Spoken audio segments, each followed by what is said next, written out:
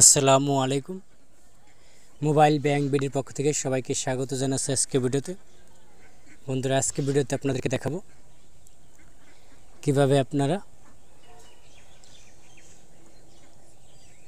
Sky eastern ব্যাংকের EBL sky banking apps বা internet banking ব্যবহার করবেন এবং এই কী সার্ভিস আছে সম্পূর্ণ রিভিউ। এর আগে দেখাইছিলাম যে কিভাবে ইবিএল স্কাই ব্যাংকিং অ্যাপস বা ইন্টারনেট ব্যাংকিং রেজিস্ট্রেশন করতে হয়, সেই প্রক্রিয়া এবং কীভাবে ফান্ড ট্রান্সফার করতে হয় এক ব্যাংক থেকে আর এক ব্যাংকে।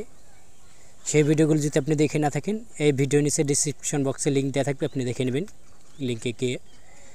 বন্ধুরা, প্রথমে আপনার EBL sky banking apps registration করতে হবে। রেজিস্ট্রেশন করার পরে লগ ইন করবেন ইউজার আইডি এবং পাসওয়ার্ড দিয়ে।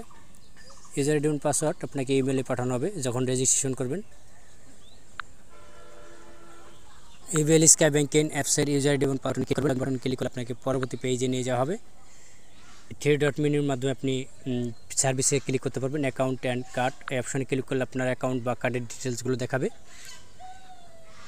এবং পুনরায় আবার add money and fund transfer option দেখতে পারবেন 2 নম্বর অপশনে। সেখানে আপনি অ্যাড মানি নিউ অপশনে ক্লিক করে আপনি কার্ড থেকে অ্যাকাউন্টে টাকা আনতে পারবেন বেনিফিশিয়ারি অ্যাড করে, বা আপনার একাধিক অ্যাকাউন্ট থাকলে সেটা অ্যাড মানি করতে পারবেন।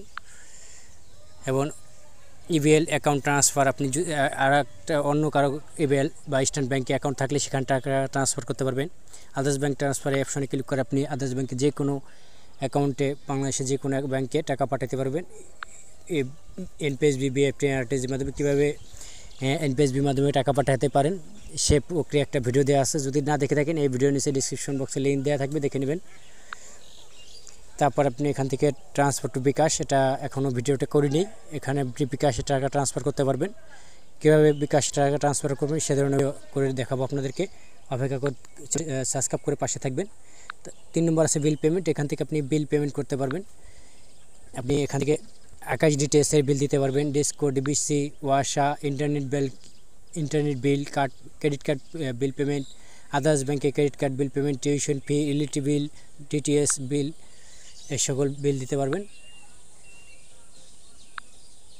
এবং 4 নম্বর আছে নোটিফিকেশন। এই অপশনে ক্লিক করে আপনি ইস্টার্ন ব্যাংকে যদি কোনো নোটিফিকেশন থাকে সেখানে আপনি দেখতে পারবেন যে কোনো এই পাঠানো নোটিফিকেশন পাঠানো হয়েছে। সেলফ অ্যান্ড সার্ভিস 5 নম্বর আছে।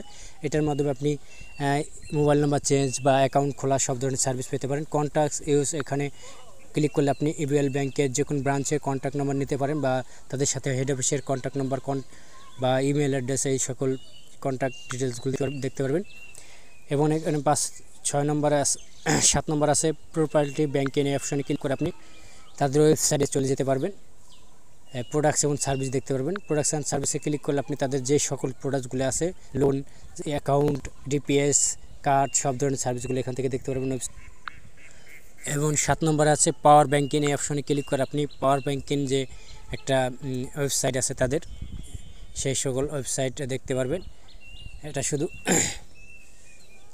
প্রোডাক্টস অ্যান্ড অফারে অপশনে ক্লিক করলে আপনি তাদের প্রোডাক্টসের অফারগুলো দেখতে পারবেন, যে কোন কোন অফারগুলো তাদের আছে। পার্সোনাল ডিপোজিট, লোন, কার্ড, সব ধরনের অফারগুলো দেখতে পারবেন। আপনি এখান থেকে যে কার্ডের অফারগুলো দেখতে চান সেটাও দেখতে পারবেন।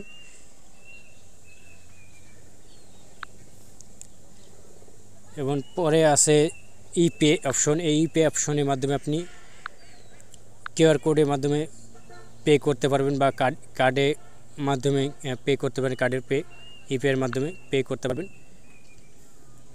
এই যে ইপে সার্ভিসটা, এটা ওয়েবসাইটে নিয়ে যাবে একবার সরাসরি ইপে।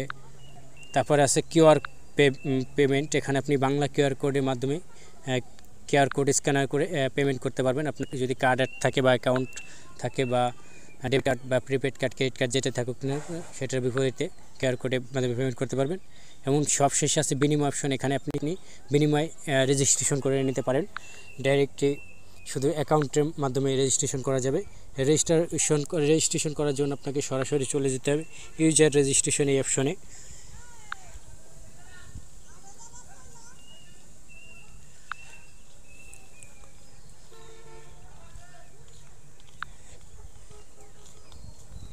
ইউজার রেজিস্ট্রেশন ক্লিক করে আপনি সিলেক্ট কার্ড বা ব্যাঙ্ক অ্যাকাউন্ট যদি আপনার অ্যাকাউন্ট থেকে, তাহলে আপনি রেজিস্ট্রেশন করতে পারেন। কার্ড থাকলে রেজিস্ট্রেশন করা যাবে না। এবং বিনিময় আইডি একটাই খোলা যাবে। যারা বিকাশ বিনিময় আইডি খুলছে বা রকেটে, তারা আর স্কাই ব্যাংকে খুলতে পারবেন না। অন্যান্য ব্যাংকে যারা খুলছে তারাও খুলতে পারবেন না। তারপর আপনাকে সরাসরি এই সকল ফিউচার দেখানো হয়েছে। এরপর আর কোনো ফিউচার আমি দেখতে পাচ্ছি না। এবং ইস্ট আছে লাস্টে, ইমেল ওয়েবসাইট আছে, ক্যালকুলেটর আছে, এক সকল সার্ভিস আছে। তো বন্ধুরা, এই ছিল ইবিএল স্কাই ব্যাংকিংয়ের ব্যবহার বা রিভিউ সার্ভিস সমূহ। তো বন্ধুরা, ভিডিওটা দেখে যেহেতু একটু ভালো লেগে থাকে বা উপকার হয়ে থাকে, আপনি ভিডিওর নিচে লাইক বাটন দেখবেন, লাইক করে দেবেন, কমেন্টের মতামত জানাবেন, শেয়ার বাটন ক্লিক করে ফেসবুকে শেয়ার করে দেবেন এবং সাবস্ক্রাইব বাটন ক্লিক করে ডান পাশে যে বেল বাটন আছে সেখানে অল নোটিফিকেশন অন করে দেবেন। পরবর্তীতে এই ধরনের কোনো ভিডিও আপলোড করলে সেটা সবার আগে চলে যাবে আপনার মোবাইলে। তো বন্ধুরা, ভিডিওটা দেখার জন্য